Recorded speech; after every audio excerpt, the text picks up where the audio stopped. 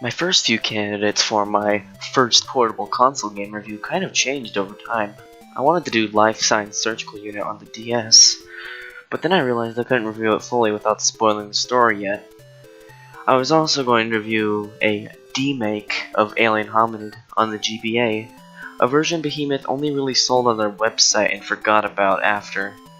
Then I realized that I had to wait for it to ship to me, so what did I decide? A game only called Rats. This one, however, is far from bad. The music for the game is a mixed case. The main beats sound fine, but the percussion sounds like a TV is flickering on and off on the static channel. I've heard that it's remixes of copyrighted songs of the time, but I can't really hear any songs I can notice. Your character is a rat with sunglasses and a machine gun. What looks cooler than that? And what's even funnier is that the enemies and everything around the rat fit the atmosphere. This isn't just some anthropomorphic rat running around in town shooting people.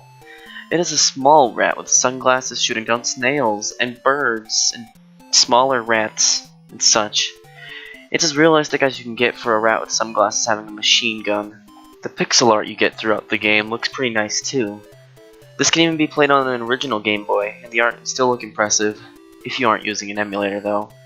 I used an emulator due to the fact it was the only way I could record this footage. The gameplay is pretty fun. You go through level to level, walking around, getting as much food as you can in the allotted time limit, so you can go to the next level. You have to shoot every enemy you can to keep going through and get the food. Not too complicated in theory. However, to get the food, you have to platform your way across. The jumping is very forgiving while in the air, but when it comes to landing on platforms, it can sometimes be a hassle. Then you figure out you had to go higher on one platform to get to it, and it never really becomes too much of an issue. The enemies never become an issue either, because when you shoot them, they stop for a bit, so you can kill them easier.